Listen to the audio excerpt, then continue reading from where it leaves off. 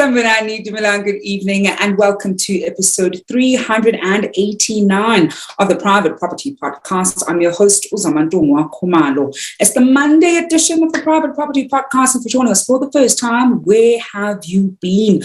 You're certainly tuned into the only daily property show in South Africa, catering to your property needs. Doesn't matter where you are in your property journey, whether you're looking to buy, to sell, to build, you're a tenant or a landlord, we're certainly here to hold your hand and make sure that you make better informed property decisions. And to all our regular viewers on Facebook, on Instagram, on YouTube, welcome to it. You know how we do every single weekday. You and I have an appointment at 7 p.m. where I'm always in conversation with a property expert who helps us make better property decisions. And talking about making better property decisions, you know, we also have a whole host of great shows that you can tune into every single weekday right here across Private Properties social media pages. As it is a Monday, you can catch Chad on the Home Shoppers Show, where he takes you through exquisite properties that you can find on www.privateproperty.co.za. You can catch the same show on a Friday at the same time. And every Tuesdays and Thursdays, Mbali Moko brings you the Farming Podcast, tackling all things agriculture. And every Wednesdays, Esty Klassen brings you the First Time Home Buyers Show, where she takes us through incredible profiles of people who've not only walked that first-time home buying journey, but have certainly gone on to grow their property portfolios from strength to strength. Well, those are the great shows that you can look forward to every single weekday at 8 p.m. right here across Private Properties social media pages. It's a Monday. I want to find out from you how you spent your weekend. If you did any property admin, I know one of the great things about weekends is that we're able to, do some of that maintenance that we've been putting off. It's also a great opportunity for you to view amazing properties and, of course, even catch up on some of the episodes that you've missed out on. As many of you follow me on my social media pages at @Zamadonga_K would know, I have been hiking quite a lot lot.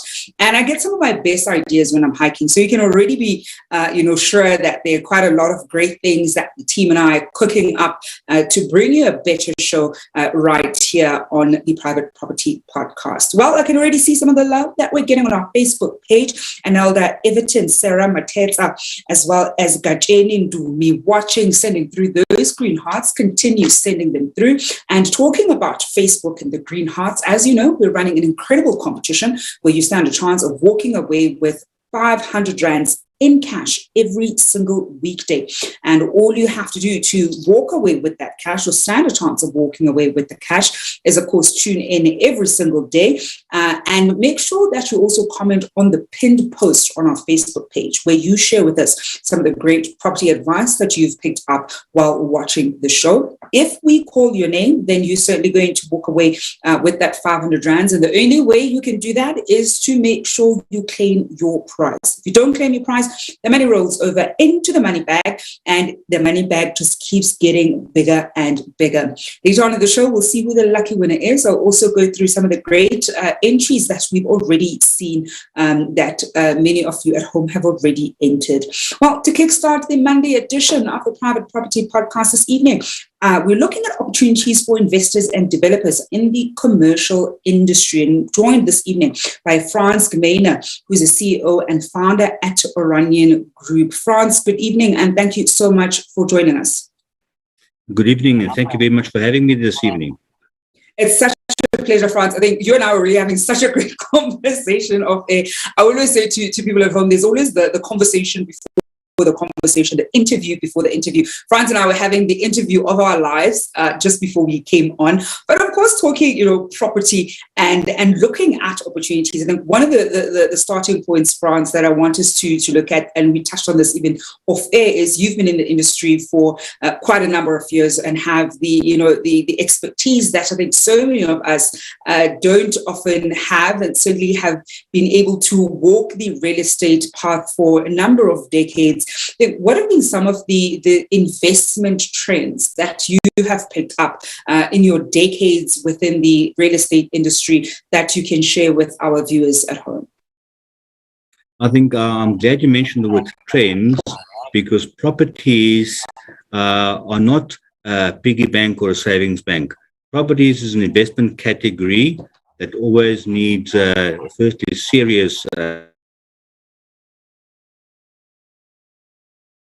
capital and the eye on the ball. And I think if one takes some examples of where things can go wrong, in any city or town, there are what they call demographic shifts. A popular area may become unpopular. And if one is caught in a spot where you are holding on to a property in an area that is no longer popular, you'll see the values decline and values diminish. Conversely, astute investors with some foresight and some vision buy a piece of land out in the sticks somewhere, and before you know it, that piece of land is now becoming very valuable. Of course, in a country like South Africa, with a significant and mind-boggling demographic shifts over the last 20 or so years, and also shopping patterns having changed, online shopping was introduced, so things have changed. So what was fashionable, what was good 20 years ago is no longer good. So we need to focus on not what we know from the past, because that knowledge may not serve us well right now. We need to analyze what the trends are, what people do, who shops where, who works where, how do people how do work and live. In the old days, because of, call it the bad old days, where people had to commute far away from the place of work, and so forth and so forth. In an ideal environment, working near the place of, living near the place of work is ideal. No, we're not nearly there, but there are moves happening in that direction. So certainly there will always be opportunity in properties, and if one can take it in the sense that as much as there's online and cyberspace and IT and artificial intelligence and all wonderful things happening, and Elon Musk does what Elon Musk does and all these things, is that the reality is humans still sleep horizontally. They don't stand upright and sleep. We still need a roof over our head, otherwise we'll be wet at night or cold at night. So therefore, residential space is here to stay. The shape will change, the size will change. People who need to assemble something or manufacture something or put something together need some space. Spaces usually need a front door or some door and a roof over it. So therefore, there will be a demand for that. People who do mining, they will need some structures. So structures, in essence, will change.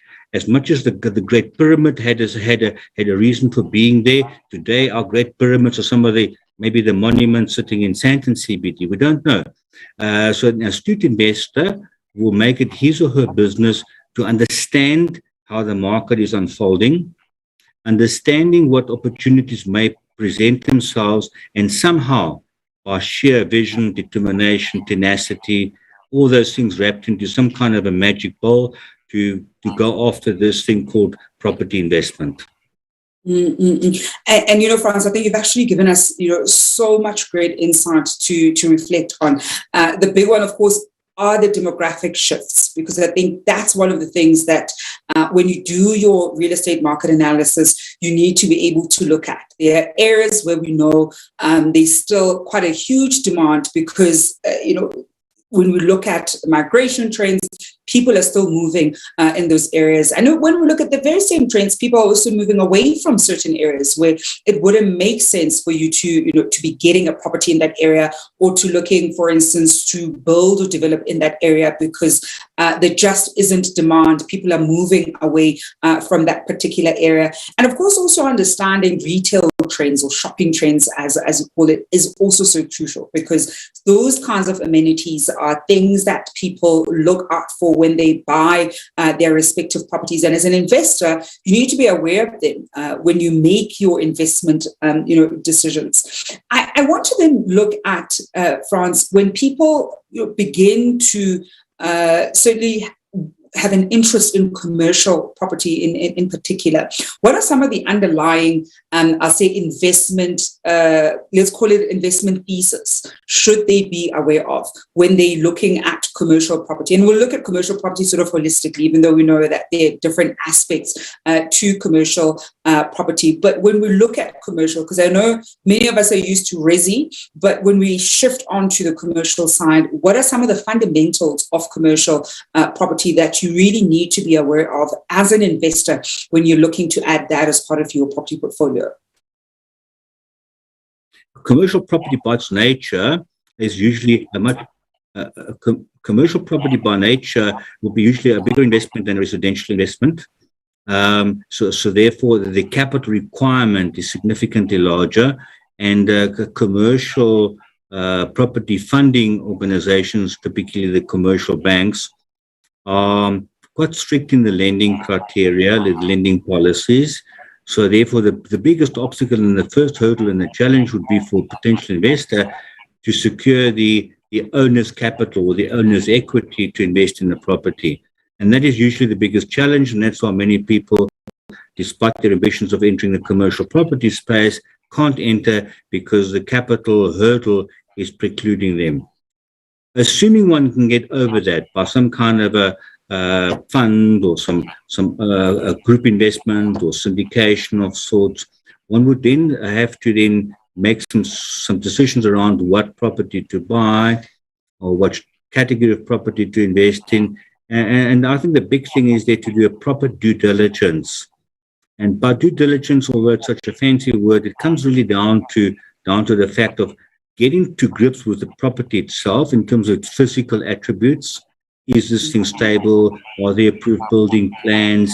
Is the zoning in place? And so forth. So in other words, the physical elements of the property in terms of its structure and its municipal and zoning rights and whatnot, approved building plans. But then importantly comes the commercial aspects of it, the financial aspect. The tenant or the tenants who are occupying the premises, are they financially stable? Are they going to be staying there for a long time? Or are they expecting to leave the premises? I.e., if it's an office building, and if you want to buy this office building, it might be offered to you at a very good price. Well, that good or cheap price may be the most expensive mistake you've ever made, because maybe the tenant or tenants who are in that property right now are all planning to exit or to leave. Then you'll be the proud owner of a vacant building, and that's not so pretty anymore. So the real trick is to what we call is longevity or duration, to ensure that the tenant is stable enough and stays for a long time. So ideally, one would want to have what we would call blue chip tenants, i.e. a national retailer who signs a long lease, or in a perfect world, some government department or other big agency or a big corporate that would want to rent a space. Now, if one can get that, and if you can get a long lease, then commercial property investment is very rewarding, very profitable, and one can really grow and accumulate huge wealth. Of course, in the South African context, a third world environment, interest rates are always a challenge, because I have lived through 25.5% prime rate, which was my first financial near-death experience way back in 1998. And I promise you that's not pretty. And so Franz, you're being so dramatic.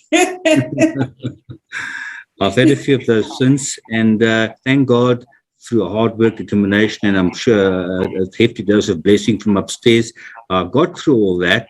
But one must be aware of the pitfalls. Last week, and a 0.25% interest rate hike was announced, and it might just be the start of more interest rate hikes that will follow. We don't know. I'm not a fortune teller, so I don't know how these things work. All I know is be aware. And I think being aware is such a huge. I mean, I speak to a lot of real estate professionals and experts, also to quite a number of economists who are saying that we know that the interest rates were going to go up. And if anything, a lot of them are predicting that they're going to go back to January levels, but over a 3-year period. So it's actually going to be a staggered increase, as opposed to it happening as rapidly as we saw the decreases. Well, I'm in conversation this evening with Franz Gmeiner, who is the CEO and founder at Orion Group, looking at opportunities for investors and developers in the commercial industry. I want us to take a quick break, see who the lucky winner of the 4,000 rands that is in the money bag this evening. I hope that whoever it is actually watching and can claim the prize. Or of course, we're going to have another rollover. And when we come back from the break, we're going to be looking at certain mistakes that people typically tend to make when it comes to commercial property investment, but also what the opportunities are, for investors who are looking to go into commercial real estate, and also for the developers, because I think we also have relatively small scale developers. So we're not even talking the big listed companies, but slightly smaller scale developers that are filling a gap and of course making really decent profits in their respective projects. But in the meantime, let's see who the lucky winner of that 4,000 rands that is in the money bag.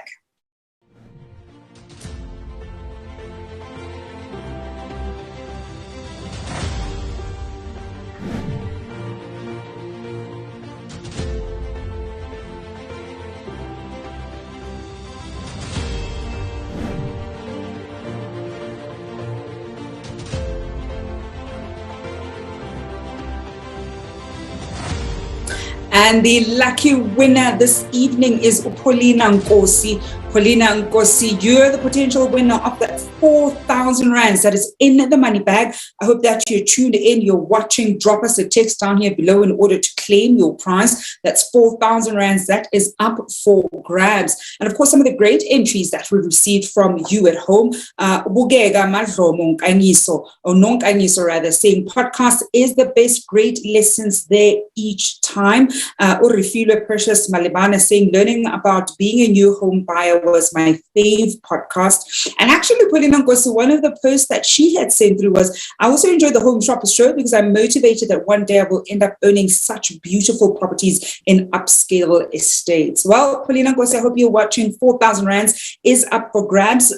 Do make sure that you drop us a text down here below in order to claim your prize. Continuing our conversation with Franz Gmeiner, who is the CEO and founder at Orion Group. We're looking at opportunities for investors and developers in the commercial industry. I think, Franz, before we even look at some of the mistakes, let's look at what the opportunities for the investors and developers, effectively are. I think there are certainly very big opportunities serving the upcoming communities, the upcoming call it money earners, and the LSM category, which is lower LSM, but the numbers are big, and people have spending power. So if one looks at particularly township retail, I think there's opportunity in township retail, not informal retail. There's a lot of informal retail happening already in the townships. We happen to own properties in the Cape Flats township, so I frequent the townships from time to time. I have a reasonable understanding of what plays out there. And we are successful in that space. So certainly there's room to develop stuff and to sign up the national retailers who are keen to expand their footprint in the townships. Then I think there's always opportunities where there are big developments. Maybe there's a manufacturing happening or big manufacturers starting out. There would be opportunities again for retail. So I think, in short, formal retail in previously or currently underserviced or unserviced areas, certainly there's an opportunity, and that's a big opportunity right now. And if one then links up that you have a ready and able tenant, stable tenant, blue chip tenant to pay the rent, then to translate that opportunity into what the banks would call a bankable transaction, because funders and banks always look at the viability. And if one can take such a transaction to a funder, it is easy to get funding or secure funding for that.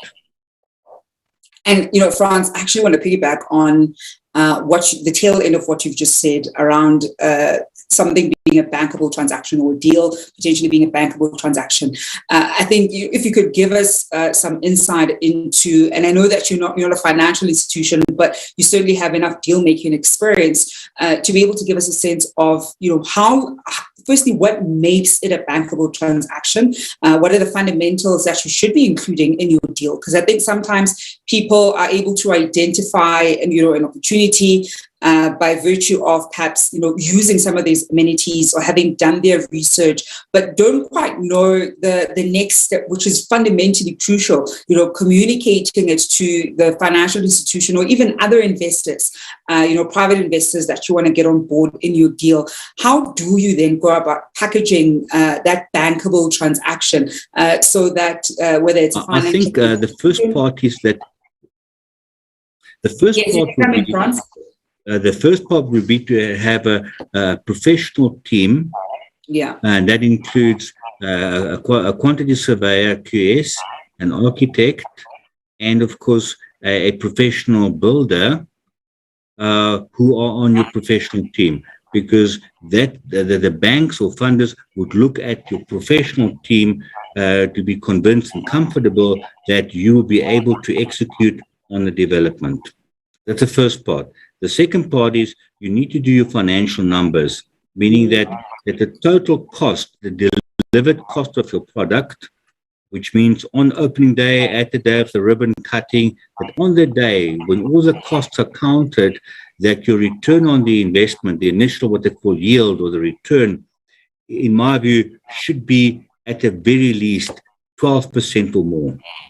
If your return on investment in year one does not meet 12%, your funders become quite scared and hesitant, and they'll give you all sorts of wonderful stories why they can't finance the deal. So the return on investment is very important.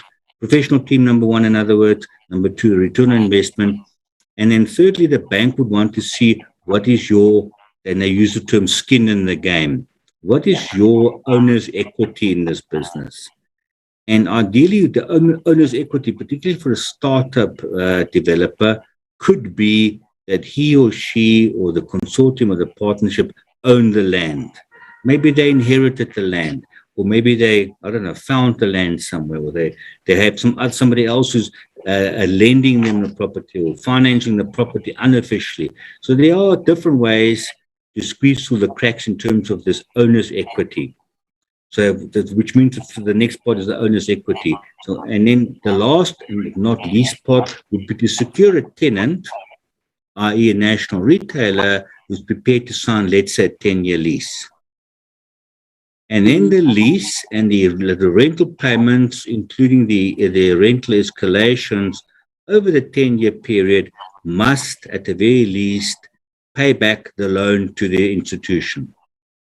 And once a lending institution is convinced that that the tenant, in fact, will indirectly pay back the loan, because if the tenant pays you the rent and you pay the rent over to the bank, the loan will be serviced. Once you have tick those boxes, it is possible to, in fact, become a new developer.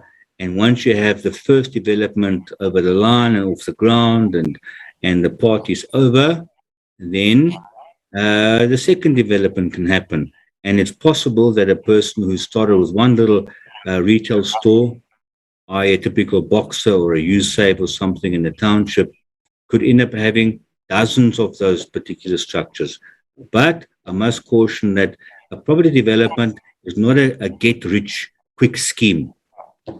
It's like planting a tree or planting a plantation. It's going to be a little plant which takes a lot of care and nursing and a lot of patience for this tree to mature to eventually harvest the tree. And it's not a 1 or a 2 year project. The investor must be patient enough to say that maybe he will have to get to my age, 63, to be able to get a return on their investment in terms of cashing out. So it's not for the guys who want to make a quick buck. Real estate is not a quick buck business. It's not a get-rich-quick scheme. It's for long-term investors who have patience and tenacity. And I think that's actually just such a crucial point to make, that when we look at property, it is a long-term goal. A lot of people are trying to persuade people to go into property investment, offering all kinds of ridiculous returns, sometimes even saying 25%, 30% returns. Anybody offering that kind of returns is scamming you. You just do not get those kinds of returns, especially when you know that you're working with credible people who are running, a proper office. And Franz, as we wrap up, I think what mistakes have you seen, firstly, investors, and then perhaps secondly, developers make when it comes to commercial property in particular? Well, I think I can draw from my own personal experience, and I've made a number of very expensive mistakes over the years, almost costing me the business. So certainly I'm testimony to the fact that one can make the wrong property where the tenant moves out. That can become very costly. Number two, if your leverage is meaning gearing, meaning too much borrowing, is out of control. You're going to be in too much debt over the eyeballs, and then you're going to be struggling to pay the mortgage. The minute you get into that ugly territory, the friendly banker will become a very unfriendly banker very quickly. So it's about making sure that one deals with these things cautiously. And so now to recap, don't buy the wrong property. Make sure that your lending partner or funder is also reputable, because some funders are not as nice as they set out to be, and some of the guys might have an idea of at some point wanting to grab your property. So one has to be careful, which means in terms of your professional team, you want to have reliable, trustworthy, integrous professional people working with you. You perhaps want to have a very smart, trustworthy, reasonably priced attorney that also assists you with the contracts, because contracts are crucial. A lease agreement, if a lease agreement is drawn up incorrectly, unscrupulous tenants will take advantage of that and not pay your rent. And when you take them to court, they will have wonderful good reasons why they shouldn't be paying you. So therefore, that's important to have those people on your side and have good documentation. So, and again, administration is critical. If one makes a mistake in terms of the producing the monthly rent statements and whatnot, that's important. So I've made many mistakes, some of which I've mentioned now, and certainly one wants to avoid that. But it's all about relationships. If the relationship with the bank is good, things can go better. The relationship with the service providers or people that work with you or people that work for you is very, very important. Because ultimately, i.e. a security service, property is a 24/7 business. When you're fast asleep at night, there's some hard-working soul who's protecting your property in the middle of the night, and you need to have good relationships with those people. And Franz, as we wrap up, what can we look forward to, from yourself and your team in the years to come? We're very fortunate that we survived our financial crisis prior to COVID, 2018. We're very fortunate that COVID has not impacted on our business negatively. If anything, we learned how to tidy up and to be more efficient. And we're also very blessed to have good tenants and tenants who believe in us, and also some properties in very good positions. So we're in a very good space right now to grow and develop the business. So in the years to come, we want to expand the business in two ways. One is organic growth, meaning we want to extend or expand our current properties. We want to buy some or purchase additional properties, and potentially we want to merge with another property firm, even larger than ourselves, and create a larger entity which will give us more muscle, more footprint, more capacity to do even more deal making, which will take me to my favorite activity, which is deal making, and of course more properties to visit and to see what goes on there. And I think that's certainly an exciting chapter, not just for yourself, but for the team. We'll be watching very closely those developments. Franz, thank you so much. It's been such a pleasure to have you with us on the show. Mantungwa, thank you very much for spending time out this afternoon with me, and thank you for inviting me to the show, and all the best with your show, and also good luck to the viewers who want to get into the commercial property space. And that is Franz Gmeiner, who is the CEO and founder at Orion Group, wrapping up the Monday edition of the Private Property Podcast with myself, Uzamantungwa Khumalo. Paulina Nkosi did claim that 4,000 rands. Congratulations to you, Paulina. You're a lucky winner. That means we're back to 500 rands tomorrow, of course, in the money bag. Well, that's it from myself, Uzamantungwa Khumalo, and the rest of the team. I'll be back tomorrow at 7 p.m., but it's a Monday. You can look forward to Chan on the Home Shoppers Show. Until then, hoping you're staying home and staying safe. Goodbye, everybody.